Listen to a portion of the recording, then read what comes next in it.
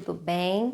Vamos fazer hoje uma revisão sobre o poder executivo.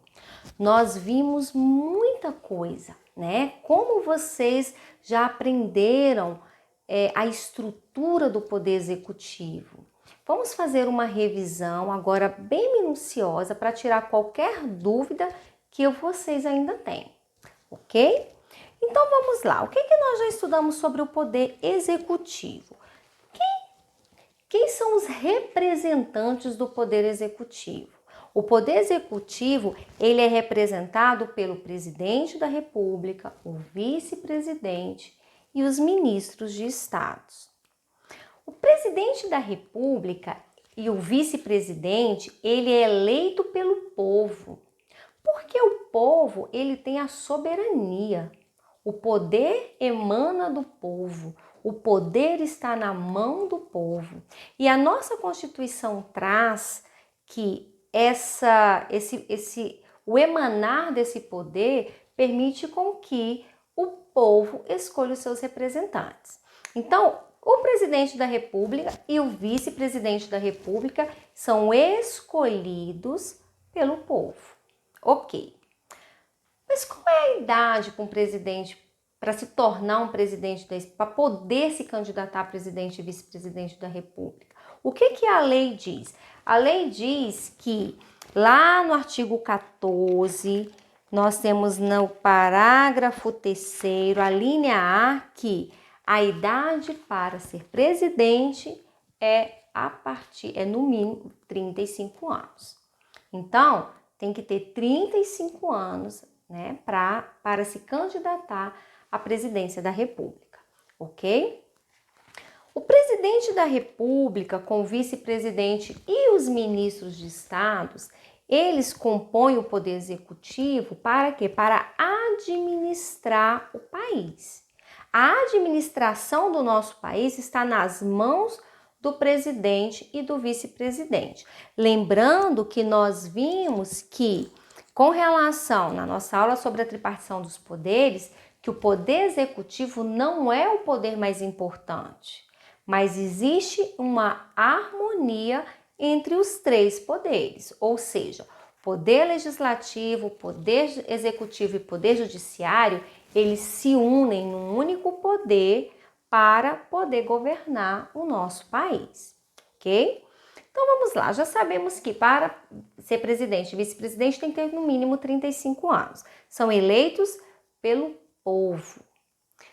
Juntamente com o presidente e o vice-presidente, nós temos os ministros de estados. Quem escolhe os ministros de estados? O presidente da República. Mas para quê? Por que é importante ter os ministros? O que esses ministros fazem? Vamos lá. Para que se possa governar o país, é necessário ter essa organização. Vamos supor que na nossa escola, a nossa escola é o Brasil. E aí, o presidente do Brasil é o nosso diretor, o professor Wellington. O vice-presidente é a nossa coordenadora, a professora Andréia. Vamos supor que eles vão administrar o país, ok, representando a nossa escola. O professor Wellington e a professora Andréia, que são, né, é o presidente e o vice-presidente, vamos supor que ele sozinho tem que administrar tudo. Pensa, cuidar da secretaria, da aula de português, da aula de matemática, da aula de geografia, da aula de história, da aula de filosofia, cuidar da cantina, cuidar da portaria, cuidar da biblioteca. Eles iriam conseguir? Nunca, né? Por quê? É necessário que essas funções venham ser distribuídas. Assim, agora imagina se a nossa escola, né, o tamanho do Brasil, pensa o presidente conseguindo administrar tudo sozinho, tendo que cuidar da saúde, da economia, da segurança, ele não iria conseguir. Então é necessário que ele tenha esses braços para poder ajudar. Então, os ministros de estados, eles vão compor essa organização da administração do país exatamente para que venha ter uma organização melhor e um funcionamento melhor no nosso país. Por isso que nós temos os ministérios. Os ministérios, eles são divididos. Nós temos o Ministério da Educação, o Ministério da Saúde, o Ministério dos Transportes, né? O Ministério da Segurança, o Ministério da Justiça, o Ministério da Economia. Esses ministérios, eles vão ter a sua função particular de trabalhar naquela área. Ou seja, o ministro da Educação, ele não vai cuidar da saúde, ele vai cuidar da educação. O ministro da Justiça, ele não vai cuidar, vamos supor, da economia, ele vai cuidar da segurança pública. Por quê? Porque cada um precisa ter o cuidado e o tratamento daquela área específica que o país precisa. Por quê? O Estado, ele tem que oferecer para a população, não foi o povo que escolheu o presidente e o vice-presidente? Para que o povo escolheu o presidente e o vice-presidente? Para que eles venham governar da melhor forma, que venha atender às necessidades da população. Ou seja, o que o povo precisa? O povo precisa de segurança, precisa de saúde, precisa de educação, precisa da economia. E a gerência desses ministérios está nas mãos dos ministros, claro que sempre com o aval do presidente da República. Por quê? Porque eles trabalham juntos. O presidente tem que concordar com todas as propostas e com todos os trabalhos que eles fazem. Exatamente porque eles estão ali para servir o mandato do presidente da República, ok? Então vamos lá. O Ministério da Educação, ele é representado pelo MEC. O MEC, essa sigla, é o Ministério da Educação. Vai cuidar do quê? Vai cuidar da educação, das escolas, do ensino. Você sabia que existe uma lei, nós chamamos a Lei de Diretrizes e Bases, que ela traz toda a estrutura educacional do nosso país? Todas as escolas, elas têm que obedecer essa estrutura educacional e essas normas que essa lei determina. Por exemplo, o 6º ano, o 7º ano, o 8º ano, cada série é determinado qual o conteúdo que as escolas vão ter que oferecer para aqueles alunos. Por quê? Porque foi feito todo um estudo para saber qual é a idade necessária para aprender geometria, orações coordenadas. Então, as disciplinas, elas são distribuídas de acordo com uma norma que é para organizar a educação do país. Então, quem é que vai cuidar disso? O Ministério da Educação.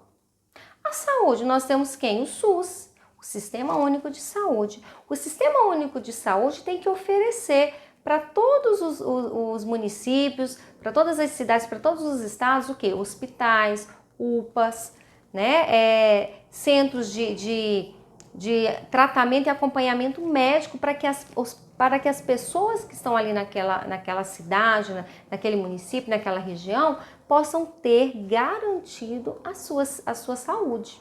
Então, esses direitos básicos da vida, né, da saúde, segurança, educação, está na nossa Constituição como os direitos fundamentais. Então, o presidente da República, juntamente com seus ministros, tem que atender o povo. Então, eles precisam oferecer isso, ok? Para ser ministro de Estado, ele vai ser escolhido pelo presidente, o presidente que vai escolher. Então, quando eu falo que ele é escolhido pelo presidente, eu falo que há uma nomeação. O presidente da República, ele vai nomear o ministro que vai assumir aquele cargo para exercer juntamente com o presidente e o vice-presidente a administração do país. Aí, o que acontece?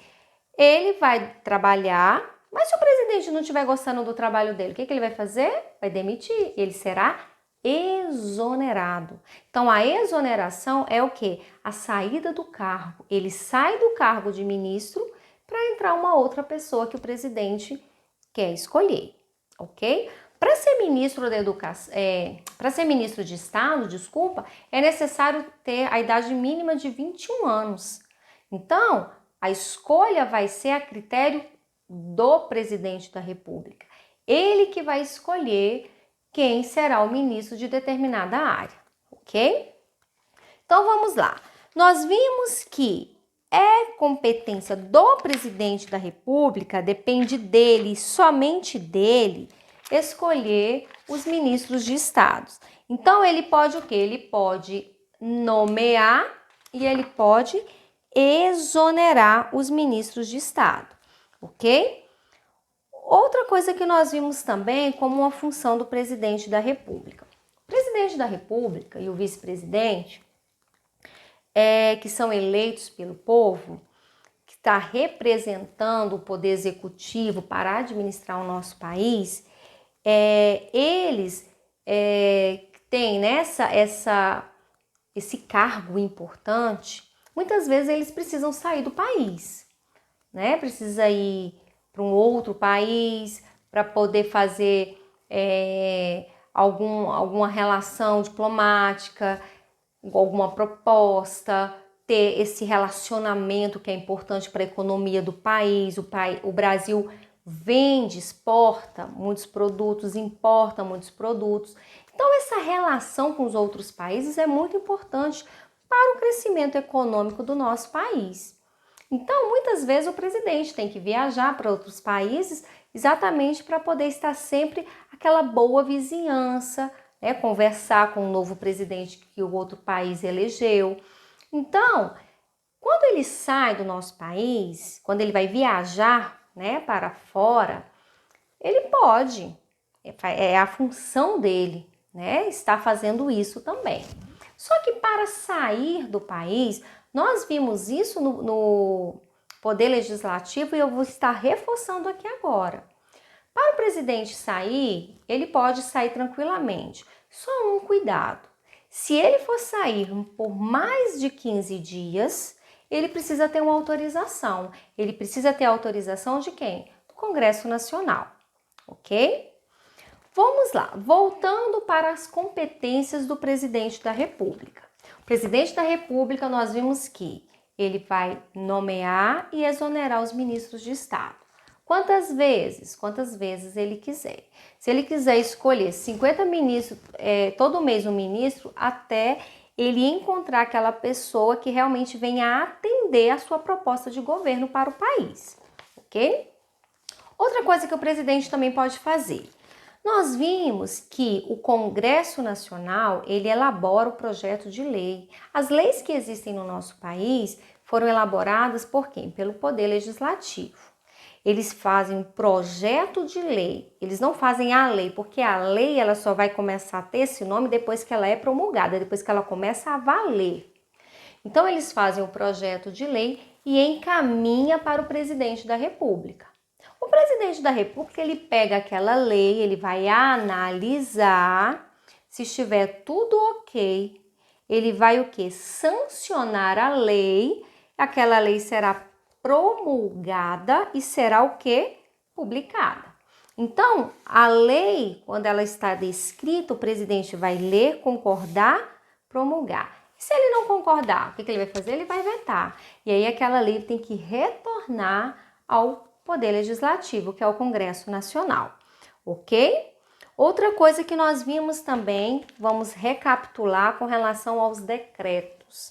O presidente, ele não pode criar lei, ele não cria projeto de lei, mas o presidente, ele pode fazer o quê? Expedir decretos. O que é o decreto? É uma determinação do presidente da República que tem força de lei.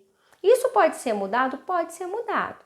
Nós tivemos um bom exemplo aqui no DF, o governador Ibanez, que representa o poder executivo do DF, ele decretou que todos devem usar máscara. Nós estamos no momento de pandemia e é obrigatório o uso das máscaras. Esse decreto, quando a pandemia acabar, ele tem que ficar valendo? Não, ele vai ser eliminado, ok? Por quê? Porque não vai ter necessidade de existir um decreto se não existe mais a pandemia, certo? Ok, então vamos lá, recapitulando. Nós estamos fazendo uma revisão. Eu já enviei para vocês o material de estudo, as atividades já foram feitas, fazendo um breve resumo do Poder Executivo. Qualquer dúvida que vocês tiverem, vocês vão enviar para mim, ok? Fiquem atentos aos conceitos, anotem. Qualquer dúvida, mande para o e-mail que eu estarei respondendo vocês. E na próxima aula vamos terminar de sanar qualquer dúvida, ok? Uma boa tarde para vocês. Tchau!